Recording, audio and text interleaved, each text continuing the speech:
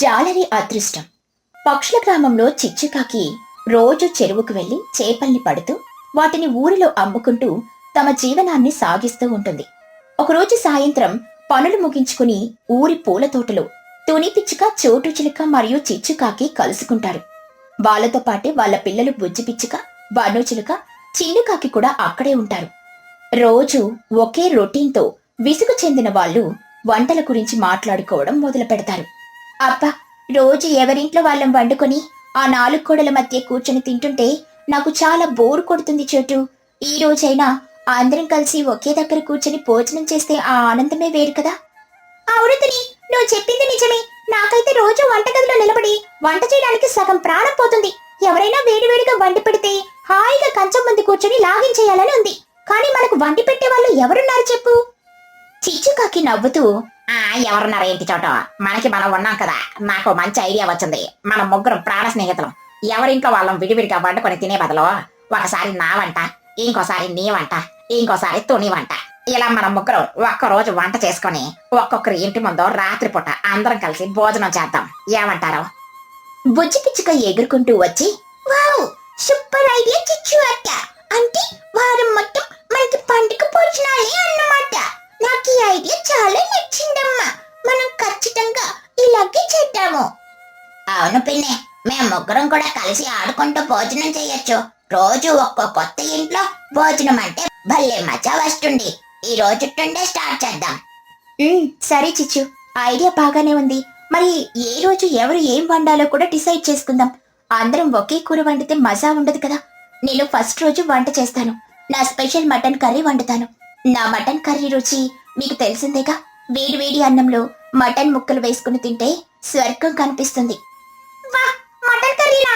అయితే సరే, తుని మటన్ వండుతుంది కాబట్టి రెండో రోజు నా వంతు.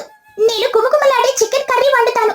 అందులో రకరకాల మసాలాలు తట్టించి స్పైసీగా మీ అందరికీ చికెన్ కూర వండి పెడతాను. మరి మా అమ్మ ఏం వండుతుంది? మా అమ్మకి కూడా మంచి వంటలు వచ్చు తెలుసా? నేనింకేం వండుతాను రా చిన్న. నేను ఎలాగో రోజు చెరువుకి వెళ్ళి చేపలు పడతాను కదా. నా వృత్తే చేపలు పట్టడం కాబట్టి నేను మూడో రోజు నాటు చేపల పులుసు వండుతాను.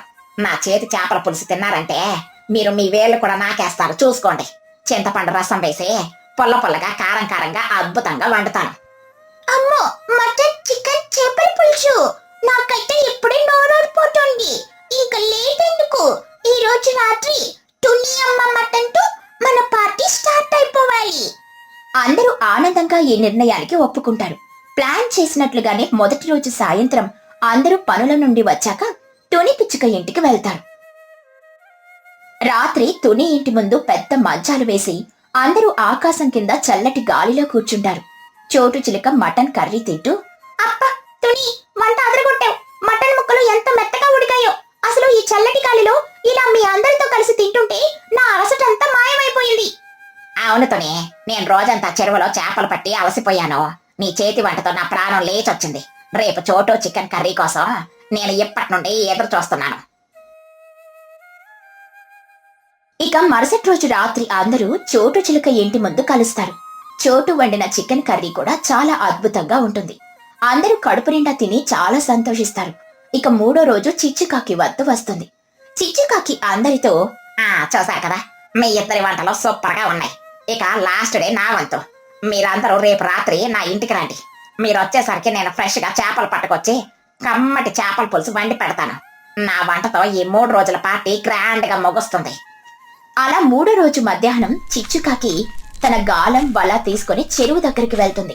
రాత్రికి స్నేహితులందరికీ కడుపు నిండా చేపల పులుసు వండి పెట్టాలని చాలా ఉత్సాహంగా ఉంటుంది. చెరువు గట్టు మీద కూర్చొని నీళ్ళలోకి గాలం వేసి ఎదురు చూస్తూ ఉంటుంది. చిచ్చుకాకి తనలో తాను, ఈ రోజు ఖచ్చితంగా పెద్ద పెద్ద చేపలు పట్టాలి. తుని చోటలో మటన్, చికెన్ వండి తెగ బిల్డప్లు ఇచ్చారు. నా చేపల పులుసు రుచేంటో ఈ రోజు వాళ్ళకి చూపించాలి. వాళ్ళ పిల్లలు కూడా నా వంటని మెచ్చుకోవాలి.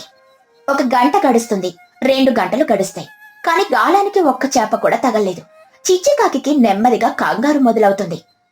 ఏంటదే, రోజు ఈ పాటికి కనీసం 10 చేపలైనా నా గాలానికి చిక్కుకునేవి కదా. ఒక్క చేప కూడా కనబడట్లేదేంటి? బహుశా ఈ మూల చేపలు లేవేమో. అటువైపు వెళ్లి వల వేస్తాను. చిచ్చుకాకి చెరువు చుట్టూ తిరిగి అన్ని వైపులా వల వేస్తుంది. కాని లాగి చూస్తే వలలో ఒక్క చేప పిల్ల కూడా ఉండదు. కేవలం నాచు బురద మాత్రమే వస్తాయి. మెల్లగా సాయంత్రం అవుతుంది. సూర్యుడు అస్తమిస్తున్నాడు. ఆకాశం ఎర్రగా మారుతుంది. చిచ్చుకాకి భయంతో ఏడుపు మొహం పెట్టి, అయ్యా దేవుడా, సాయంత్రం అయిపోతుంది. ఎంతవరకు ఒక చేప కూడా పడలేదు. నేను ఇప్పుడు ఇంటికి వెళ్ళి కూర వండాలి. ఇంకొద్దిసేపు అయితే తోని చోటు వాళ్ళ పిల్లల్ని తీసుకొని మా ఇంటికి వచ్చేస్తారు. వాళ్ళకి చేపల పులుసు పెడతానని పెద్ద పెద్ద మాటలు చెప్పాను. ఇప్పుడు ఒక్క చేప కూడా లేకపోతే నా పరువు ఏమవుతుంది? చిచ్చుకాకి ఆకాశం వైపు చూస్తూ దండం పెట్టుకొని, దేవుడా, నాకు రోజు చేపలు పడకపోయినా పర్వాలేదు. కనీసం ఈ రోజు ఒక్కటంటే ఒక్క పెద్ద చేప పడేటట్టు చూడు దేవుడా. నా స్నేహితుల ముందు నన్ను చులకన చేయకు. వాళ్ళు వచ్చే సమయం అవుతుంది. ప్లీజ్ దేవుడా, నన్ను కరుణించు. అలా చిచ్చుకాకి ఒంటరిగా చెరువు గట్టున కూర్చొని దేవుణ్ణి వేడుకుంటూ నీళ్ళల్లోకి ఆశగా చూస్తూ ఉంటుంది. రాత్రి 8 గంటలవుతుంది. తుని పిచ్చుక, చోటు చిలుక వాళ్ళ పిల్లలు బుజ్జి, పన్నులను తీసుకుని సంతోషంగా చిచ్చుకాకి ఇంటికొస్తారు. అక్కడ చిన్నుకాకి ఒక్కడే ఇంటి ముందు కూర్చొనుంటాడు. ఏంట్రా చిన్ను, ఒక్కడవే కూర్చున్నావు? మీ అమ్మ ఎక్కడా? లోపల చేపల పులుసు వండుతుందా ఏంటి? మాకైతే ఆకలితో కడుపు మాడిపోతుందిరా. చిన్నుకాకి కంగారుగా, అమ్మ ఇంకా ఇంటికి రాలేదు తుని పిన్ని. మధ్యాహ్నం చేపలు పట్టడానికి చెరువు దగ్గరికి వెళ్ళింది. ఇంకా అక్కడే ఉందేమో. చోటు చిలుక ఆశ్చర్యంగా, ఏంటి రాత్రి 8 అవుతుంది, ఇంకా చెరువు దగ్గరే ఉందా? పగలు పట్టిన చేపలు సరిపోలేదేమో, మన కోసం ఇంకా ఎక్కువ చేపలు పడుతుందేమో. సరేలే, లోపలికెందుకు, మీరు ఆ మంచాలు వెయ్యండి, మనం ఇక్కడే ఆరు బయట కూర్చుని ఎదురు చూద్దాం. చిన్నుకాకి ఇంటి బయట 2 మంచాలు వేస్తాడు. అందరూ ఆ మంచాల మీద కూర్చొని చిచ్చుకాకి ఎప్పుడొస్తుందా, చేపల పులుసు ఎప్పుడు వడ్డుతుందా అని ఎదురు చూస్తూ ఉంటారు. ఇటువైపు చెరువు దగ్గర రాత్రైపోతుంది. అంతా చీకటి పడుతుంది. చిచ్చుకాకి ఇక ఆశలు పోతాయి. ఒక్క చేప కూడా పడకపోవడంతో తీవ్రమైన నిరాశతో తన వల గాలం సర్దుకోవడం మొదలు పెడుతుంది. చిచ్చుకాకి ఏడుస్తూ, నా కర్మ కాలిపోయింది. ఈ రోజు దేవుడు కూడా నా మొర వినలేదు. నా పరువు గంగలో కలిసినట్టే. ఇంటికి వెళ్ళి వాళ్ళ మొహాలు ఎలా చూడాలి? పస్తులు పడుకోమని చెప్పాలా? నాకు ఏడుపు ఆగట్లేదు. చిచ్చుకాకి బాధగా వెనక్కి తిరగబోతూ ఉండగా హఠాత్తుగా చెరువు కట్ట కింద నుండి ఒక చిన్న వణుకుతున్న గొంతు వినిపిస్తోంది. కాపాడండి, దయచేసి ఎవరైనా నన్ను కాపాడండి. చిచ్చుకాకి ఉలిక్కిపడి, ఏంటిదే ఈ రాత్రిపూట ఈ చెరువు దగ్గర ఎవరున్నారు? ఎవరిదో గొంతు వినిపిస్తుంది. ఎవరక్కడ? నేనిక్కడ కిందన్నాను, దయచేసి కాపాడండి. చిచ్చుకాకి భయపడుతూనే నెమ్మదిగా చెరువు కట్ట కింద ఉన్న బురద వైపు తొంగి చూస్తుంది. అక్కడ చీకట్లో ఒక వింత ఆకారం కనిపిస్తుంది. పైభాగం అందమైన యువతిలాగా, కింద భాగం ఒక పెద్ద చేప తోకలాగా ఉంటుంది. అది చూసి చిచ్చుకాకి షాక్ అవుతుంది. చిచ్చుకాకి నోరెళ్లబెట్టి, అమ్మ బాబాయ్, ఏంటిది? సగం మనిషి సగం చేప. నువ్వు జలకన్యవా? నేను ఇన్నాళ్ళు కథలోనే విన్నాను. నిజంగా జలకన్యలు ఉంటారా? నాకైతే భయం వేస్తుంది బాబాయ్. జలకన్య నీరసంగా వణుకుతూ, దయచేసి భయపడకు పక్షి, నేను నీకు ఎలాంటి హాని చేయను. నాకు ఊపిరాడట్లేదు, నన్ను కొంచెం నీళ్ళలోకి తోయవా ప్లీజ్. నేను గాలి పీల్చుకోలేకపోతున్నాను, ప్రతిమలాడుతున్నాను, నాకు సహాయం చెయ్యి. జలకన్య దీనమైన పరిస్థితిని చూసి చిచ్చుకాకి భయం పోయి జాలి వేస్తుంది. వెంటనే కిందకు దిగి తన సర్వశక్తులు ఉపయోగించి కష్టపడి జలకన్యను మెల్లగా జరుపుకుంటూ చెరువు నీళ్లలోకి తోస్తుంది.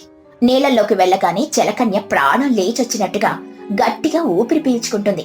జలకన్య ఆనందంతో, నీకు చాలా కృతజ్ఞతలు పక్షి, నువ్వు కాపాడకపోయినుంటే నేను ఈ రోజు ఈ ఒడ్డున ప్రాణాలు వదిలేసేదాన్ని. నువ్వు నా పాలిట దేవుడిలా వచ్చావు. సంతోషం జలకన్య, కానీ అసలు నువ్వు ఎప్పుడు నీళ్ళ లోపలే ఉంటావు కదా.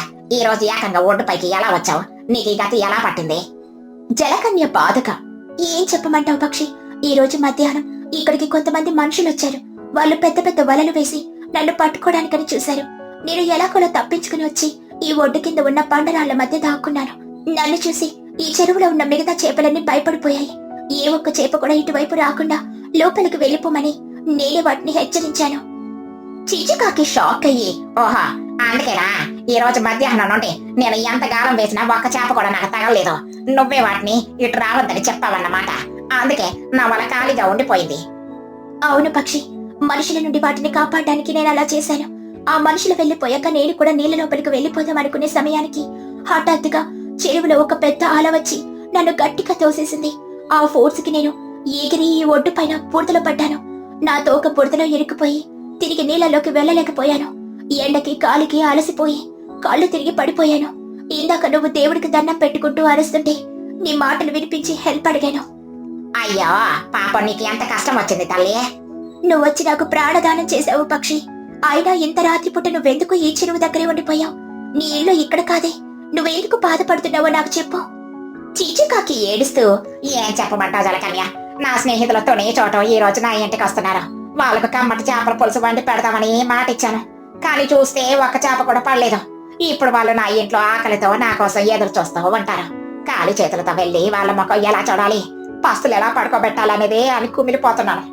జలకన్య నవ్వుతూ ఓ ఇదా నీ బాధ? నా ప్రాణాలు కాపాడిన నీకు నేనామాత్రం సాయం చేయలేనా? నువ్వు ఒక్క నిమిషం ఇక్కడే ఆగు, నేనిప్పుడే వస్తాను. జలకన్య వెంటనే నీళ్ళలోకి డైవ్ చేసి మాయమైపోతుంది. 2 నిమిషాల తర్వాత మళ్ళీ పైకొస్తుంది. ఆమె చేతిలో ఒక చాలా పెద్ద మెరిసిపోతున్న అద్భుతమైన చేప ఉంటుంది. ఆ చేపను చూస్తేనే చాలా రుచిగా ఉంటుందని అనిపిస్తుంది. ఇదిగో పక్షి, ఈ చెరువులోనే అత్యంత రుచికరమైన పెద్ద చేప ఇది. దీన్ని తీసుకెళ్లి నీ స్నేహితులకు కడుపు నిండా వండిపెట్టు. వాళ్ళు ఈ చేప రుచిని ఎప్పటికీ మర్చిపోలేరు. నీ స్నేహితుల ముందు నీ పరువు నేను నిలబెడతాను. చిచ్చుకాకి సంతోషంతో గంతేస్తూ, వా, ఎంత పెద్ద చేప! చాలా చాలా థ్యాంక్స్ జలకన్య. నువ్వు నా ప్రాణం కాపాడావు, నా పరువును కూడా కాపాడావు. ఈ ఉపకారం నేను ఎప్పటికీ మర్చిపోను. నేనిక ఇంటికి వెళ్తాను. చిచ్చుకాకి ఆ పెద్ద చేపను తీసుకుని ఆనందంగా పరిగెత్తుకుంటూ రాత్రి 9 గంటలకి తన ఇంటికి చేరుకుంటుంది. ఇంటి ముందు తుని, చోటు వాళ్ళ పిల్లలతో నీరసంగా కూర్చునున్నారు. అబ్బబ్బబ్బా, వచ్చావా చిచ్చు? ఏంటి ఇంత లేట్ అయింది? మాకైతే ఆకలితో పేగులు మాడిపోతున్నాయి. కనీసం చేపలు పడ్డాయా లేదా? చిచ్చుకాకి చేపను పైకి చూపిస్తూ, పడ్డాయా లేదానా? ఇదిగో చూడండి, ఈ ఒక్క చేప మన 10 మందికి సరిపోతుంది. ఇది మామూలు చేప కాదు, మహా అద్భుతమైన చేప. మీరు అరగంట ఓపిక పట్టండి. ఇప్పుడే వెళ్ళి వేడి వేడిగా చేపల పులుసు పెట్టి తెస్తాను. అమ్మ బాబాయ్, ఎంత పెద్ద చేప చిచ్చు! చూస్తుంటేనే నోరూరిపోతుంది. తొందరగా వండుకునిరా, మేము కంచాలతో రెడీగా ఉన్నాం. చిచ్చుకాకి గబగబా వంటగదిలోకి వెళ్లి చేపను శుభ్రం చేసి చింతపండు, కారం, అల్లం వెల్లుల్లి దట్టించి అద్భుతమైన వాసన వచ్చేలా చేపల పులుసు వండుతుంది. గుమగుమలాడే కూర వాసన ఇంటి బయటున్న వాళ్ళకి రాగానే వాళ్ళ ఆకలి రెట్టింపవుతుంది. చిచ్చుకాకి వేడి గిన్నెతో బయటకొచ్చి, ఇదిగా వచ్చేసింది వేడి వేడి నాటు చేపల పులుసు. అందరూ ఆకులు వేసుకోండి. చిచ్చుకాకి అందరికి వేడి అన్నం పెట్టి దాని మీద పెద్ద పెద్ద చేప ముక్కలు, చిక్కటి పులుసు వడ్డిస్తుంది. అందరూ ఆకలితో ఒక్క ముద్ద నోట్లో పెట్టుకుంటారు. బన్ను చిలుక కళ్ళు మూసుకొని ఆనందిస్తూ, వా చిచ్చు అంటే ఈ చేపల కూర రుచి ఏంటి అంటే ఇంత బాగుంది. అసలు నేను నా జీవితంలో ఇంత మెత్తటి రుచికరమైన చేపని ఎప్పుడూ తినలేదు. అవును చిచ్చు, ఈ చేపలో ఏదో మ్యాజిక్ ఉన్నట్టుంది. పులుసు కూడా అమృతంలాగా ఉంది. నువ్విందాక చెప్పిన మాట నిజమే. నీ వంట ముందు మా మటన్, చికెన్ కర్రీలు అసలు ఏ మాత్రమూ పనికిరావు. ఈ 3 రోజుల పార్టీకి నీ వంటే బెస్ట్ ఎండింగ్ ఇచ్చింది. నేను ఇంకో 2 ముక్కలు తింటాను చిచ్చు. అసలు ఈ చేప రుచి నేను ఎప్పటికీ మర్చిపోలేను. నా కడుపు నిండిపోయింది, మనసు కూడా నిండిపోయింది. నాకు కూడా ఇంకొంచెం పులిసిపోయాండట. చాలా స్పైసీగా సూపర్ గా ఉంది. చిచ్చుకాకి మనసులో జలకన్యకు థ్యాంక్స్ చెప్పుకుంటూ, మీ అందరికీ నచ్చినందుకు నాకు చాలా సంతోషంగా ఉంది. మన స్నేహం ఎప్పుడు ఇలాగే ఉండాలి. తినండి, కడుపు నిండా తినండి. అలా అందరూ కడుపు నిండా ఆ మాయా చేప పులుసు తిని చాలా సంతోషంగా నవ్వుకుంటూ ఆ రాత్రిని గడుపుతారు. కష్టంలో ఉన్న జలకన్యకు సహాయం చేసినందుకు చిచ్చుకాకి దక్కిన అద్భుతమైన బహుమతి ఆ చేప. ఎవరికైనా సహాయం చేస్తే అది ఖచ్చితంగా ఏదో ఒక రూపంలో మనకు తిరిగొస్తుందని చిచ్చుకాకి ఆ రాత్రి మనస్ఫూర్తిగా తెలుసుకుంటుంది. ఆ మధురమైన రాత్రి భోజనాన్ని వాళ్ళెవ్వరూ ఎప్పటికీ మర్చిపోరు. ఎండాకాలం చుట్టాలు. ఆనందపురం అనే గ్రామంలో సూర్యుడు నిప్పులు చెరుగుతున్నాడు. బయట అడుగు పెడితే చర్మం మాడిపోయేంత వేడి. కానీ తుని ఇంట్లో మాత్రం దుబాయ్ చల్లదనం రాజ్యమేలుతుంది. బుజ్జి ఇంటి అరుగు మీద కూర్చొని లోపల నుండి వస్తున్న చల్లటి గాలిని ఆస్వాదిస్తూ బిల్డప్ ఇస్తుంది.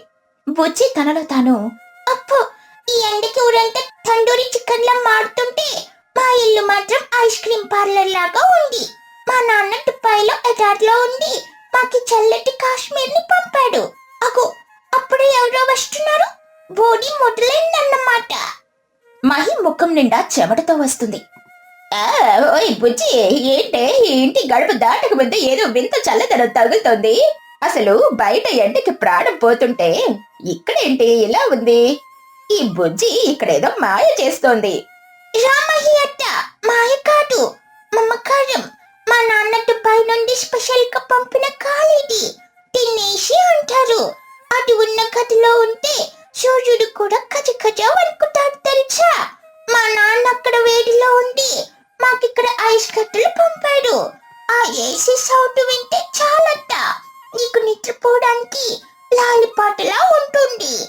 మహి ఆశగా లోపలికి తొంగి చూస్తూ, ఆ అవునా, నిజంగానే ఎంత చల్లగా ఉందో. తుని, ఏంటి ఈ రోజు ఏదో కమ్మటి వాసన వస్తుంది? ఏదైనా స్పెషల్ వండావా? తుని ఏమి ఎరగనట్టు వంటింట్లో నుండి వస్తూ, ఏం లేదు మహి, మా బుజ్జికి ఇష్టమని వంకాయ మసాలా పప్పుచారు చేశాను, కాసేపు కూర్చో. మహి మరింత డ్రామా చేస్తూ, అమ్మో తుని, ప్రాణం పోయేలా ఉంది. మా ఇంట్లో ఫ్యాన్ కూడా వేడి గాలి పోస్తుంది. అసలు ఆ ఫ్యాన్ రెక్కలు తిరుగుతుంటే గాలి రావడం లేదు, నిప్పు కణాలు రాలుతున్నాయి. ఆ స్విచ్ వెయ్యాలంటేనే భయమేస్తుంది. అది తిరిగే శబ్దం వింటే గాలి కన్నా గుండె వేగం ఎక్కువవుతుంది. ఇక్కడ ఈ ఏసీ కింద కూర్చుంటే నరకం నుండి నేరుగా స్వర్గానికి వచ్చినట్టుంది. ఈ రోజు నీ చేతి వంట వాసన అద్రిపోతుందనుకో. ఆ వంకాయ మసాలాలో వేసిన మసాలాలు నా ప్రాణాన్ని లేపి కూర్చోబెడుతున్నాయి. నువ్వు వండితే ఆ రుచే వేరు కదా. ఆ మసాలా వస్తుంటేనే నోట్లో జలపాతంలో నీళ్లు ఊరుతున్నాయి. ఈ ఎండలో ఆ వేడి గాలి పీల్చి పీల్చి నా గొంతు ఎండిపోయింది. కాసేపు ఇక్కడ ఈ చల్లదనంలో కూర్చొని నీ చేతి ముద్ద తిని ఒక చిన్న కునుకు తీస్తేనే నా ప్రాణాలు నిలుస్తాయి. లేకపోతే ఈ పాటికే నేను ఎండ దెబ్బకి కుప్ప కూలిపోయేదాన్ని. బయట చూడు, ఆ కాకులు కూడా నోరు తెరిచి గాలి కోసం కొట్టుకుంటున్నాయి. ఇంత చల్లని ఇల్లు ఊర్లో ఎవరికీ లేదు తుడి. నువ్వు చాలా అదృష్టవంతురాలివి. మీ వారు దుబాయ్లో ఉన్న నీ మనసు చల్లగా ఉండేలా ఈ యంత్రాన్ని పంపారు. ఈ పూట ఇక్కడే తిష్ట వేస్తాను. బుజ్జి తన మనసులో, అప్పు, చుట్టం వచ్చిందనుకుంటే ఒక పెద్ద దయ్యం మా ఏషిని పట్టేసినట్టుంది. దీని డ్రామాకి ఆస్కార్ అవార్డు కూడా తక్కువే. సరేలా అట్ట, అంతలో ప్రాణం మీదకొస్తే ఎక్కడికెళ్ళటో లోపలికెళ్ళి ఏసీ కింద సెటిల్ అవ్వు.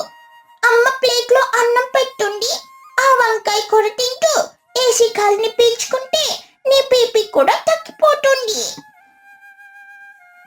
మరుసటి రోజు మహి ఊరంతా తుని ఇంటి ఏసీ గురించి గొప్పగా చెప్పేసింది. అది విన్న లూసీ తుని ఇంటికొచ్చింది. తుని, నా ముద్దుల తోడికోడలు, ఎలా ఉన్నావు? ఇదిగో నీకోసం పట్నం నుండి తెచ్చిన చీర తెచ్చాను. నీకు బాగా నప్పుతుంది. అబ్బో లూసీ అట్ట, చీర తెచ్చావా లేక ఏసీ గాలికి అడ్వాన్స్ కట్టావా? నీ తెలివితేటలు మాకు తెలుసులే అట్ట. ఆ చీర మీద నూనె మరకలున్నాయి చూడు, అది నీ పాత చీర కదా. పండక్కి ఎవరికో ముష్టి వేద్దామని దాచినట్టున్నావు, కానీ ఏసీ అనకాని కుట్టొచ్చానా అమ్మా? చిచి, ఏంటి బుజ్జి అలా అంటావు? మీ మీద ప్రేమతో వస్తే. అయినా ఈ గదిలో గాలి ఎంత బాగుందో. మీ నాన్న దుబాయ్లో చాలా కష్టపడుతున్నట్టున్నాడు, ఇంత మంచి మిషన్ పంపాడు. అవునట్ట, ఇది మామూలు మిషన్ కాదు. లోపల ఐస్ కట్టలు తయారవుతాయి. ఒకసారి లోపలికెళ్తే చలికాలం గుర్తొస్తుంది. అన్నట్టు ఈ రోజు మా అమ్మ గోంగూర పచ్చడి, నాటుకోడి పులుసు చేస్తోంది. నువ్వు కూడా టేస్ట్ చూడు. లూసీ నోరూరుతూ, నాటుకోడి పులుసా? అయితే నేను ఈ రాత్రికి ఇక్కడే పడుకుంటాను తుని. బయట దోమలు ఎండలు చస్తున్నాను. మీ ఇంట్లో అయితే హాయిగా ఉంటుంది. అయితే ఇదిలా ఉండగా ఒక రోజు గ్రామ పంచాయతీ దగ్గర చిచ్చు మహి కలిశారు. మహి ముఖం మెరిసిపోవడం చూసి చిచ్చుకి అసూయ కలిగింది. ఏమిటే మహి, ఈ మధ్య నీ ముఖం ఏంటి అంత గ్లోగా మెరిసిపోతుంది? ఏమన్నా క్రీములు వాడుతున్నావా? క్రీములు కాదు చిచ్చు, తుని ఇంటి ఏసీ గాలి. అమ్మో, ఆ ఇంట్లో ఉంటే అస్సలు ఎండ అనే మాటే లేదు. ఒక వారం నుండి నేను లూసీ అక్కడే సెటిల్ అయ్యాం. తుని మంచి మనసుతో అన్ని వండి పెడుతుంది. ఆ ఏసీలో నిద్రపోతే అలసిపోయిన ప్రాణం లేచొస్తుందనుకో. చిచ్చు తన మనసులో, వారి దేవుడు, వీళ్ళంతా అక్కడ చల్లగా పడుకుంటున్నారా? నేను మాత్రం ఇక్కడ చెమటలు కక్కుతున్నాను. ఏంటి, తుని ఇంట్లో ఏసీ ఉందా? అది కూడా మీరు వెళ్ళి ఎంజాయ్ చేస్తున్నారా? నాకెందుకు చెప్పలేదు? ఆ తుని నా చిన్నప్పటి స్నేహితురాలు కదా. చిచ్చు వెంటనే ఇంటికెళ్ళి తన కొడుకు చిన్నుని పిలిచింది. అరే చిన్నగా, బట్టలు సర్దుకో. ఈ రోజు మనం మన చుట్టాల ఇంటికి, అంటే తుని పిన్ని ఇంటికి వెళ్తున్నాం. అక్కడ ఏసీ ఉందంటారా? ఈ ఎండకి అక్కడ చల్లగా పడుకుందాం పదా. అమ్మో, బుజ్జి నన్ను చూస్తే ఊరుకోదు కదా. అయినా వాళ్ళ ఇంటికి మనం ఎందుకు? వాళ్ళు పిలిచారో? నారమైరా, పిలవకపోతే ఏంటి? నేను చెబుతున్నాగా, ఒక వారం పాటు అక్కడే ఉంటాం. ఇంట్లో వంట చేసే బాధ తప్పుతుంది. ఏసీ గాలి ఫ్రీగా దొరుకుతుంది. పద త్వరగా. చిచ్చు ఎంట్రీ బుజ్జి షాక్. సాయంత్రం వేళ చిచ్చు 2 పెద్ద బ్యాగులు తన కొడుకు చిన్నుతో కలిసి తుని ఇంటి ముందు ల్యాండ్ అయింది. అమ్మా, ఎవరో వచ్చారు. ఏంటి బ్యాగులు? చిచ్చు అట్ట, ఏంటి? ఏమన్నా ఇల్లు ఖాళీ చేసి రోడ్డు మీద పట్టావా ఏంటి? ఇంత సామాన్ పట్టుకొచ్చావు. మకం ఏమైనా మార్చేస్తున్నావా అట్ట? ఏంటి బొజ్జే అలా అంటావు? మనుషులన్నాక చుట్టాల దగ్గరికి రాకూడదా? మీ మీద ప్రేమతో వచ్చాం. మా చిన్నుగాడు మీ మీద బెంగ పెట్టుకున్నాడట. ఈ వారం మీ ఇంట్లోనే మా బస. వారం రోజులా? చిచ్చు, మా ఇల్లు చిన్నది కదా, అందరం ఎక్కడ సర్దుకుంటాం? పర్లేదులే తమ్మి, మనసుంటే మార్గం ఉంటుంది. అయినా మీ దగ్గర ఆ ఏసీ ఉందంట కదా, ఆ గదిలో మేమిద్దరం సర్దుకుంటాంలే తమ్మి. అప్పుడు బుజ్జి ఏం మాట్లాడకుండా వెంటనే చిన్నుని బయటికి తీసుకెళ్లి, ఒరే చిన్నుగా, నువ్వు నా ఫ్రెండ్వే కానీ మీ అమ్మ చేసే పనులు నాకేం నచ్చవు. మా ఇంట్లో ఏసీ ఉంది కానీ అది మా కోసం. మీరేంటి అడ్వాన్స్ బుకింగ్ చేసుకున్నట్టు వచ్చేసారు? నన్ను అనుకో బుజ్జి, మా అమ్మే లాక్కొచ్చింది. బయట ఎండకి ఆవిడ ప్రాణం పోతుందట. బుజ్జి కొనుక్కుంటూ, సర్లే పద, మీ అమ్మకుండాలి, అయినా నిన్నని ఏం లాభంలే అని అనుకుంటూ లోపలికెళ్తారు. రాత్రి తుని అందరికీ భోజనాలు వడ్డించింది. చిచ్చు ఒక్కో ముక్క తింటూ ఆర్డర్లిస్తుంది. ఆతోనే ఇంకా కొంచెం నెయ్యి. వంట బాగానే చేసావు కానీ చికెన్ లో ఉప్పు కొంచెం తక్కువైంది. రేపు పులిహోర వడలో చెయ్యి. మా చిన్నగాడికి వడలంటే ఇష్టం. బుజ్జి వెటకారంగా, అచ్చా, నువ్వు హోటల్కి వచ్చావా లేక చుట్టాలింటికా? రేపు మెనూ కార్డు కూడా ఇస్తాను, నీకు నచ్చింది టిక్ పెట్టు. కావాలంటే జొమాటోలో ఆర్డర్ ఇస్తాను, నేరుగా ఏసీలోకి డెలివరీ అవుతుంది. ఎందుకమ్మా అంత కోపం? ఏసీలో ఉంటే ఆకలి కొంచెం ఎక్కువే వేస్తుందిలే. వేడి వేడి మిర్చి బజ్జీలు వేయిస్తే తిని పడుకుంటారు. అప్పు, ఏసీ ఖాళీ కావాలి, మళ్ళీ వేడి బజ్జీలు కూడా కావాలా? నువ్వు చుట్టానివి కాదట, మా ఇంటికి పట్టిన చదువువి. బుచ్చి ఊరుకు తల్లి. చిచ్చు, బయట వెన్నెల బాగుంది, ఇక్కడ పడుకుంటే చల్లటి గాలొస్తుంది. మంచాలు వేశాను. బయట బయట పడుకోవడానికి నేనేమన్నా వాచమని నాతోనే? నా వల్ల కాదు, నా స్కిన్ చాలా సెన్సిటివ్. బయట దోమలు కొడితే నాకు జ్వరం వస్తుంది. నేను ఆ ఏసీ గదిలోనే పడుకుంటాను. మీ పరువు కోసం అడుగుతున్నాను. ఇంటికి వచ్చిన చుట్టాల్ని బయట పడుకోబెడితే ఊర్లో ఏమనుకుంటారో? అత్త, పరువు కావాలా లేక చల్లదనం కావాలా? మా ఏసీ గది చిన్నది, అందులో ఇద్దరే పట్టేది. మేమెక్కడ పడుకోవాలి మరి? మమ్మల్ని రోడ్డు మీద పడుకోమంటావా? మీరు బయట పడుకోండి. చిన్న లోపలికెళ్ళి పరుపు వేయరా, ఏసీ 16లో పెట్టు. ఒక వారం గడిచింది. చిచ్చు అస్సలు కదలడం లేదు. తుని వండి వండి అలసిపోయింది. ఇంట్లో ఉన్న బియ్యం, పప్పులు అన్నీ ఖాళీ అయిపోతున్నాయి. అమ్మో, ఈ చిచ్చు ఉంటే నా కరెంటు బిల్లు ఆకాశానికి వెళ్తుంది. అసలు వెళ్లే సూచనలే కనిపించడం లేదు. బుజ్జి, ఏదో ఒకటి చెయ్యాలి తల్లి. అమ్మా, చూసావా, ఈ చుట్టాల ఆటి మన ఆస్తిని కరిగించేలా ఉంది. నువ్వు చెప్పలేవమ్మా, నేను చెప్తానుండు. ఒక నాటకం ఆడతాం పద, అప్పుడే ఏసీ చుట్టం వదిలిపోదు. అప్పుడే అక్కడికి చోటు పన్నుల కాసేపు వాళ్ళతో మాట్లాడి వెళ్దామని వస్తారు. అప్పుడే బుజ్జికి ఒక ప్లాన్ వస్తుంది. జరిగిన విషయం అంతా చెప్తుంది. ఒరే పన్నుక, మీ నాన్న పాటకారుంది కదా, దానికి ఒకసారి గట్టిగా హారన్ కొట్టుకుంటూ మా ఇంటి ముందుకు రండి. మేం ఊరెళ్తున్నామని నాటకం ఆడాలి. సరే బుజ్జి, ఇక మేము చూసుకుంటాంలే. మరుసటి రోజు ఉదయం చిచ్చు ఏసీ గదిలో నుండి బయటకొచ్చి ఆవలిస్తుంది. అప్పుడే బుజ్జి గట్టిగా అరిచింది. అమ్మా, త్వరగా బ్యాగులు షట్టు, పన్ను వాళ్ళు కార్ తీసుకుని వచ్చేస్తున్నారు.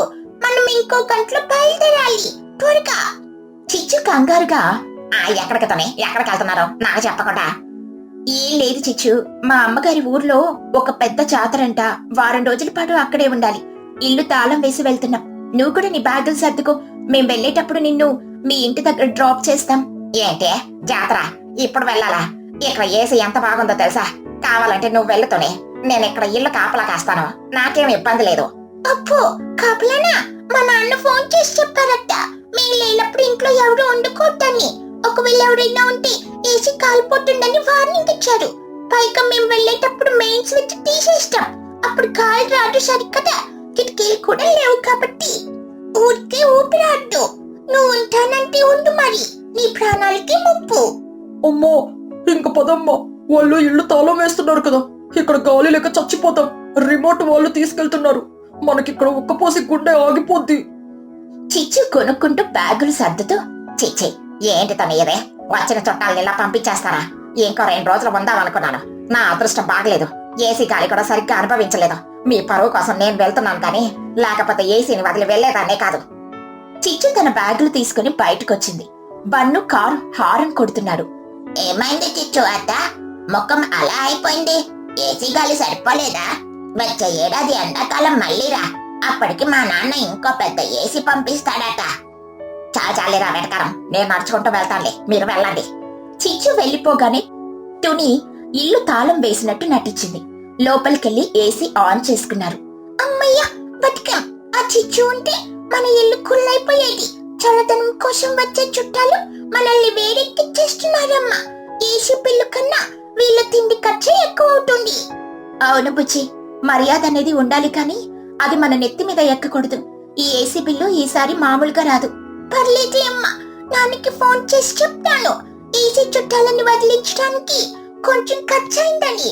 వచ్చే ఏడాది ఏసీకి తాళం వేసి బయట రిపేర్ అని పోటు పెట్టాము.